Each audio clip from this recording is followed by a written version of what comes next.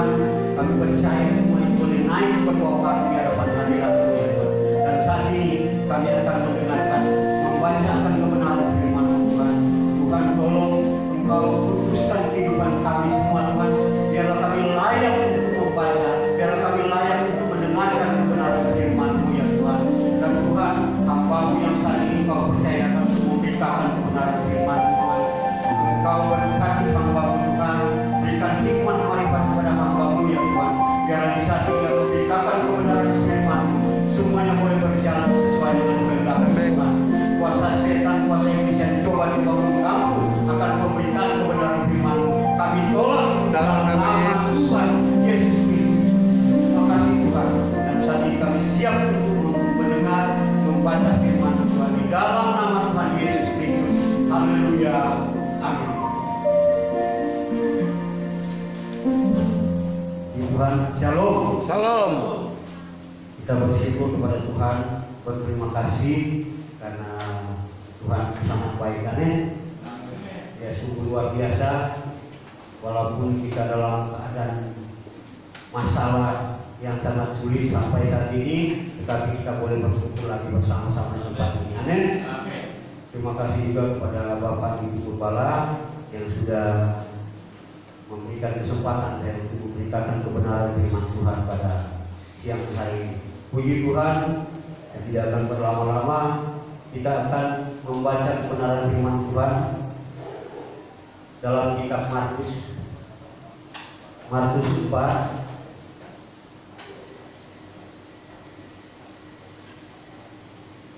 Markus 4 ayat yang ke-35 sampai dengan ayat yang 41. Kita akan baca bersama-sama dalam hitungan yang ketiga. Kita akan baca bersama-sama dalam Markus 4 ayat 35 sampai dengan 41. Untuk menghormati kebenaran firman Tuhan, mari kita bangkit berdiri. Markus 4 ayat 35 sampai dengan 41 dalam hitungan ketiga. 1, 2, 3. Pada hari itu, waktu hari sudah petang, Yesus berkata kepada mereka, "Marilah kita bertolak ke seberang." Mereka meninggalkan orang banyak itu, lalu bertolak dan membawa Yesus beserta dengan mereka dalam perahu di mana Yesus telah duduk, dan perahu-perahu lagi menyertai Dia. Lalu mengamuklah taufan yang sangat dahsyat, dan ombak menyembur masuk ke dalam perahu, sehingga perahu itu mulai penuh dengan air. Pada waktu itu Yesus sedang tidur di buritan di sebuah tilam. Maka murid-muridnya membangunkan Dia dan berkata kepadanya, "Guru, Engkau tidak peduli kalau kita binasa." Dia pun bangun, mengharbit angin itu, dan berkata kepada danau itu, "Diam, tenanglah." Lalu angin itu reda, dan danau itu menjadi teduh sekali. Lalu Ia berkata kepada mereka, "Mengapa kamu tidak takut? Mengapa kamu tidak percaya?" Mereka menjadi sangat takut dan berkata seorang kepada yang lain, "Siapa gerangan orang ini, sehingga angin dan danau pun taat kepadanya?" Amin. Silakan duduk. Saudara-saudara, firman Tuhan yang kita baca pada siang hari ini adalah pelayanan Tuhan waktu berada di tepi danau, dan ketika Tuhan selesai mengajar di tepi danau. Kalau kita baca di tanah orang Gerasa ya, di Lukas 8 ayat 6, Tuhan mengajar di ayat yang ke-35 sampai 36 dikatakan bahwa pada hari itu waktu Tuhan sudah petang, Yesus berkata kepada mereka, "Marilah kita bertolak ke seberang." Dan mereka, katakan firman Tuhan, bahwa mereka meninggalkan orang banyak itu, lalu bertolak dan membawa Yesus beserta dengan mereka dalam perahu di mana Yesus telah duduk perahu, dan perahu-perahu lain itu juga menyertai Dia. saudara-saudara, ketika Tuhan mengajak untuk menyeberang, dan apa yang terjadi ketika mereka sedang menyeberang, di sini dikatakan ayat yang ke-37, lalu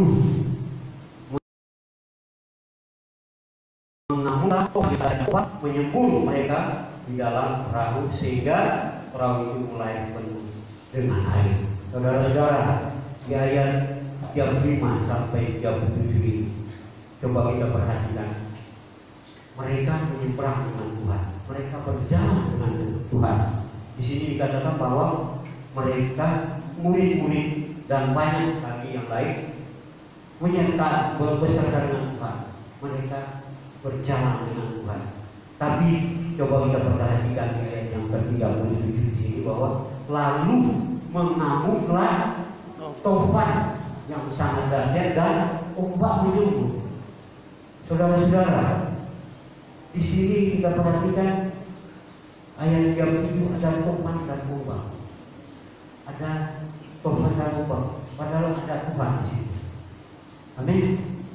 Padahal mereka bersama-sama dengan Tuhan, menyeberang bersama-sama dengan Tuhan. Tetapi kenapa ada ombak dan tofan? Coba kita perhatikan, ada tofan dan ombak. Padahal ada Tuhan. Harusnya ketika kita berjalan dengan Tuhan, harusnya aman. Amin. Harusnya kita aman, karena berada bersama-sama dengan Tuhan. Aman pasti. Mau kemanapun kita pasti aman kalau kita bersama dengan Tuhan. Tetapi murid-murid itu ketika mereka menyeberang dengan Tuhan, tapi kenapa harus ada tofan dan ombak yang sangat dahsyat? Dikatakan firman Tuhan bahwa mengamuklah ombak dan tofan yang sangat dahsyat, yang ombak yang sangat luar biasa menyembur perahu sehingga kayaknya mau tenggelam. Harusnya aman ketika mereka bersama dengan Tuhan, berjalan dengan Tuhan itu mereka pikir aman. Tetapi ternyata tidak, saudara-saudara. Masih ada tofan dan ombak yang sangat dahsyat yang menghalangi perjalanan mereka. Harusnya aman. Kita kan sudah berpikir, kita kan sudah hidup dengan Tuhan. Saya kan sudah bersama-sama dengan Tuhan. Saya mau kemana-mana pun pasti akan aman. Amin. Tapi ketika mereka bersama-sama dengan Tuhan, ada tofan dan angin yang sangat luar biasa. Pasti ada penyebabnya. Amin. Kenapa sampai ada tofan dan ombak yang sangat dahsyat? Mari kita baca ayat yang ke-38, yang bagian pertama, ayat yang ke-38. Di sini dikatakan bahwa pada waktu itu Yesus itu dibunyikan di sebuah tilam. Inilah masalah. Bunyikan itu berarti belakang kapal. Mereka menaruh Tuhan di belakang. Mereka tidak taruh Tuhan di depan. Makanya ada ombak dan tofan mengamuk pada waktu itu. Ombak dan tofan itu berbicara masalah. Ombak dan tofan itu berbicara masalah. Kita walaupun sudah hidup dengan Tuhan, kalau kita tidak taruh Tuhan di depan, pasti akan datang masalah. Sama seperti ini, ketika murid-murid bersama-sama dengan Tuhan menyeberang di sebuah danau, tapi mereka mendapat masalah. Mereka mendapat angin, tofan dan ombak. Ini berbicara masalah. Harusnya aman ketika sudah bersama Tuhan. Tetapi ternyata tidak, saudara-saudara. Mereka mendapat masalah di tengah-tengah perjalanan. Begitu juga kita dalam kehidupan kita, dalam kita mengarungi kehidupan kita saat ini di tahun 2021. Mari kita taruh Tuhan juga. Amin. Mengutamakan Tuhan. Maksudnya di situ berdoa terus. Harus sebelum kita melakukan aktivitas, kita berdoa dulu kepada Tuhan. Amin. Supaya apa? Segala masalah, segala apapun yang akan menghalangi di dalam perjalanan kita, di dalam aktivitas kita, pasti Tuhan akan menghalangi duluan. Amin. Amin. Kalau kita taruh Tuhan di depan. Jangan seperti murid-muridnya yang menarik Tuhan di belakang. Mereka tidak sadar bahwa Tuhan ketiduran di buritan kapal. Buritan itu berada di belakang kapal. Mereka lupa bahwa Tuhan harusnya taruh di depan. Jangan sekali-sekali kita sebelum beraktivitas kita jangan sampai lupa untuk berdoa. Jangan sampai lupa kita mengutamakan Tuhan. Hidup kita harus mengutamakan Tuhan sesuai dengan kebenaran firman Tuhan. Hidup mengutamakan Tuhan. Amin. Di tahun 2021 ini jangan kita taruh Tuhan di belakang, tetapi taruhlah Tuhan di depan. Utamakan Tuhan. Supaya apa? Segala halangan, segala masalah yang akan kita hadapi, Tuhan akan bereskan. Amin. Tuhan pasti akan campur tangan ketika kita mengutamakan Tuhan, menaruh Tuhan di depan. Pasti segala masalah, segala halangan yang akan menghalangi kita, Tuhan akan halangi semua. Tuhan akan bereskan semuanya. Masalah-masalah, halangan-halangan Tuhan akan bereskan asal kita taruh Tuhan di depan. Jangan seperti murid-murid yang taruh Tuhan di belakang, yang taruh Tuhan di buritan kapal. Sehingga apa? Masalah datang. Walaupun kita hidup dengan Tuhan, tetap akan ada masalah. Karena apa? Kita tidak mengutamakan Tuhan. Kita tidak mendahulukan Tuhan. Kita tidak berdoa. Maksudnya di sini kita berdoa sebelum melakukan aktivitas. Pagi-pagi kita sudah berdoa.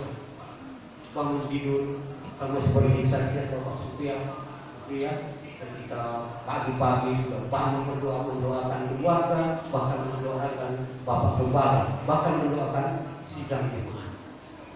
Kita sudah mendoakan semuanya, pasti Tuhan akan bereskan semua masalah. Amin.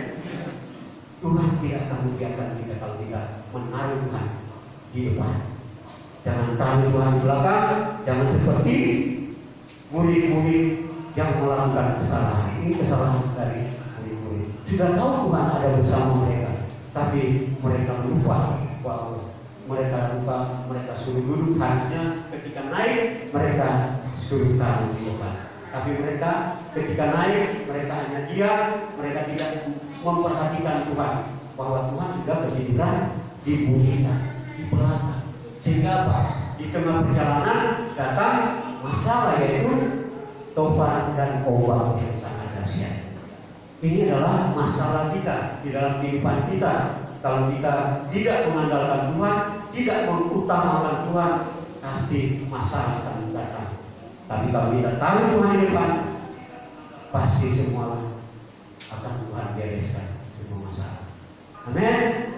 Mari kita jangan seperti murid-murid Tuhan yang menaruh Tuhan yang di belakang, tapi taruhlah Tuhan di awal, di depan kapal, supaya kapal tetap aman. Kita dalam perjalanan menuju kemanapun, di dalam aktivitas apapun, kalau kita mengandalkan Tuhan, pasti Tuhan akan membimbing kita. Tuhan juga akan membereskan semua masalah-masalah kita saat itu. Kalau kita tetap berdoa mengutamakan Tuhan, saat itu Tuhan akan berada di depan kita. Untuk apa? Menghalangi segala angin dan ombak pencobaan. Kalau kita taruh Tuhan di depan, pastilah semuanya akan aman. Amin. Amin. Aman pasti kita taruh Tuhan, kita taruh di depan. Dan pasti segala pekerjaan, segala aktivitas, dan segala perjalanan hidup kita pasti akan aman sampai tujuan. Haleluya. Betul, Bang? Amin. Amin. Jangan seperti murid-murid kita. Kalau kita baca di sini yang di ayat 38 ini ada dua kesalahan yang dilakukan oleh murid-murid, menaruh Tuhan di belakang. Dan yang kedua, kalau kita baca, maka murid-muridnya membangunkan dia dan berkata kepada Guru, engkau tidak peduli kalau kita binasa. Inilah kesalahan kedua, yaitu menyalahkan Tuhan. Padahal Tuhan tidak pernah salah. Mereka menyalahkan binasa. Mereka menyalahkan Tuhan. Kenapa engkau tidak peduli? Di sini dikatakan bahwa maka engkau tidak peduli kalau kita binasa. Mereka menyalahkan Tuhan. Padahal Tuhan tidak pernah salah. Di ayat 38 tadi bahwa mereka mengatakan bahwa Tuhan tidak peduli. Padahal Tuhan sangat peduli kepada kita. Amin. Tuhan itu sangat peduli, walaupun kita tidak berdoa, walaupun kita tidak melakukan apapun untuk Tuhan, tetapi Tuhan selalu tiap hari, tiap bangun pagi dia selalu memberikan kita nafas kehidupan. Amin. Amin. Dia selalu memberikan kita kehidupan, walaupun mungkin kita lalu lupa berdoa. Tapi apa Tuhan biarkan? Tidak. Dia tetap memberikan kita nafas kehidupan. Di pagi hari kita bisa bernafas karena apa? Karena Tuhan. Karena apa? Karena dia peduli sama kita, walaupun kita tidak peduli sama Tuhan. Tuhan sangat peduli sama kita, walaupun kita sering tidak peduli, sering lupa akan Tuhan. Kadang bangun langsung, mana kopi kopi. Biasanya laki-laki atau suami, mana kopi. Berdoa, belum apa-apa, sudah minta kopi. Padahal Tuhan menginginkan kita untuk supaya kita melakukan doa sebelum melakukan aktivitas. Amin. Jangan kalau kita gak bangun tidur sudah langsung mencari kopi atau mencari yang lain-lain, tapi lupa kepada Tuhan. Tapi apabila Tuhan biarkan atau Tuhan tidak peduli dalam kehidupan kita, tetap Tuhan peduli. Dia masih tetap kasih nafas. Tiap hari kita pun boleh berada di sini oleh karena kepedulian Tuhan. Amin. Tuhan sangat peduli, walaupun kita tidak peduli. Tapi inilah yang dilakukan oleh murid-murid Tuhan.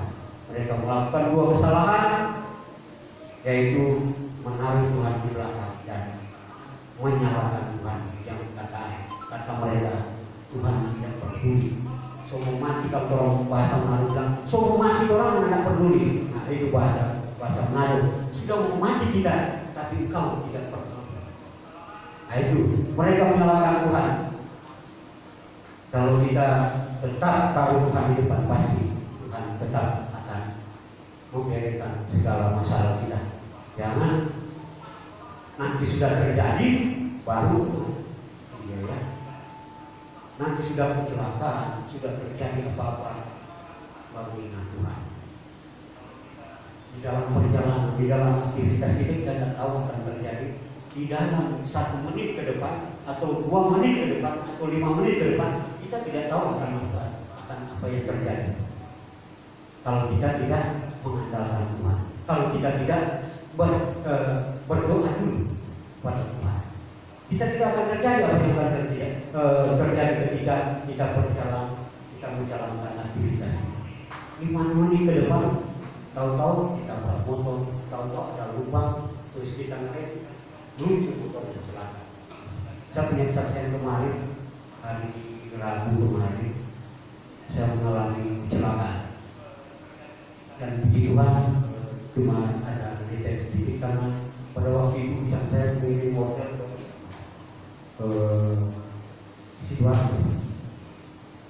Sidoarjo daerah Wagesan. Pas ada jalan di lubang-lubang, saya ya itulah saran saya yang lari kejar. Sampai di lubang itu dia, saya ngerem tapi hanya meluncur karena pada waktu itu hujan. Ngerem meluncur langsung terbalik, saya celaka, malah kecelakaan. Dan ini kaki saya yang lecet-lecet dan ada sedikit memar kaki, dan puji Tuhan kaki selalu pas terjatuh, pas terjatuh saya berteriak Tuhan tolong. Langsung waktu itu saya cuma sendiri, tapi ketika saya bilang Tuhan tolong, saya datang seorang siapa dia di motor juga, aduh Pak, langsung dia tolong, dia langsung bawa ke rumah tetangga di depan itu, dia langsung belikan saya obat, belikan saya kompres untuk mengobati luka saya. Berpuji Tuhan. Memang ketika kita berteriak sama Tuhan, apa yang terjadi? pertolongan Tuhan. Amin. Sama seperti murid-murid ketika mereka berteriak kepada Tuhan. Apakah Tuhan biarkan? Tidak. Tuhan menghardik angin dan topan. Amin. Coba kita baca ayat selanjutnya. Ia pun bangun menghardik angin itu dan berkata kepada danau itu, diam dan tenang. Haleluya. Apakah Tuhan biarkan ketika mereka melakukan kesalahan? Tidak. Tapi Tuhan menolong murid-murid itu di tengah danau ini. Tuhan menolong. Apakah ketika terjadi kesalahan, terjadi kecelakaan atau terjadi masalah, apakah Tuhan membiarkan kita? Tidak. Di saat itu kita berteriak kepada Tuhan dan Tuhan akan membereskan masalah kita. Amin. Tuhan akan membereskan segala apapun yang menghalangi kita ketika kita berteriak kepada Tuhan, sama seperti yang dikerjakan oleh murid-murid. Walaupun mereka menyalahkan Tuhan, tetapi Tuhan tidak membiarkan mereka. Tuhan sangat peduli sama mereka. Dia menghadir, mengusir segala masalah, menghalangi segala masalah. Di sini dikatakan dia bahwa diam dan tenang. Dia suruh diam. Masalah-masalah atau ombak dan topan itu langsung diam. Masalah akan langsung habis ketika kita berteriak kepada Tuhan. Amin. Mari kita berteriak kepada Tuhan ketika ada masalah. Minta pada Tuhan. Tuhan tolong. Saya waktu hari Rabu dia langsung tiba-tiba datang motor. Dia langsung menolong saya. Ketika saya bilang Tuhan tolong saya sebenarnya sudah tidak bisa berdiri pada waktu itu. Langsung imam lumpur di pas saya di tanah, motor langsung jalan ke saya. Jadi tidak bisa berdiri. Langsung saya minta tolong sama Tuhan. Saya berteriak sama Tuhan dan datang itu penolong dia. Saya lihat memang dia biasa tangannya seorang satpam, tapi dia membeli obat buat saya dan diberikan kompres untuk mengobati segala luka saya. Puji Tuhan, kalau kita berteriak kepada Tuhan, pasti Tuhan akan kirim penolong. Amin. Tuhan tidak mengirim, Tuhan tidak akan turun langsung menolong, tapi Tuhan akan mengirim penolong buat kita ketika kita dalam masalah. Sama seperti murid-murid di tengah perjalanan menyeberang di sebuah danau. Tuhan tidak biarkan mereka, tapi Tuhan menolong. Amin. Tuhan langsung menghardik angin dan ombak dan langsung diam. Padahal mereka sudah menyalahkan Tuhan. Kau tidak peduli pada kami, kita akan binasa. Sudah menyalahkan Tuhan, tapi Tuhan tidak biarkan. Memang menyalahkan Tuhan itu sudah tabiat dari manusia pertama.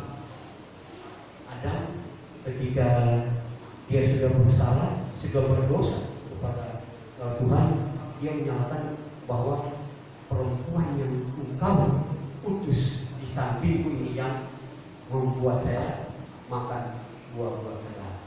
Iya kan?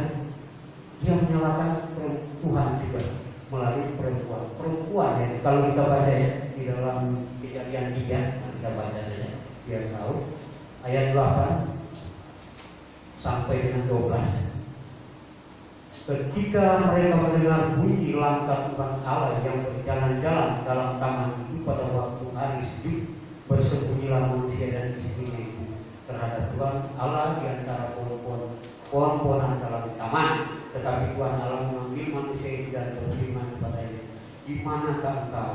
Ia menjawab, ketika aku mendengar bahwa engkau ada di taman itu, aku menjadi takut karena aku telanjang, sebab itu aku bersembunyi. Firman-Nya, siapakah yang memberitahukan kepadamu bahwa engkau telanjang? Apakah engkau makan dan dari buah pohon yang kularang engkau makan itu? Maka manusia menjawab, perempuan yang kau tempatkan di sisiku, dialah yang memberi dari buah pohon itu kepadaku, maka aku makan. Ini ayat yang ke-12. Dia menyalahkan Tuhan juga. Memang sudah tabiat dari manusia pertama sampai sekarang. Kalau ada masalah, Tuhan kok bagi, Tuhan bagi, menyalahkan Tuhan. Tapi padahal Tuhan tidak pernah salah. Yang salah itu kita, yang salah itu manusia. Jadi ketika kita sudah salah, mari kita mengaku kesalahan kita kepada Tuhan. Sama seperti Daud, ketika dia sudah salah, dia langsung mengaku kepada Tuhan. Amin. Dia Daud menyatakan kesalahannya langsung ketika Tuhan mengutus Nabi Nathan bahwa kamu sudah berbuat salah, dan dia langsung mengaku dosa. Dia mengaku dosa kepada Tuhan.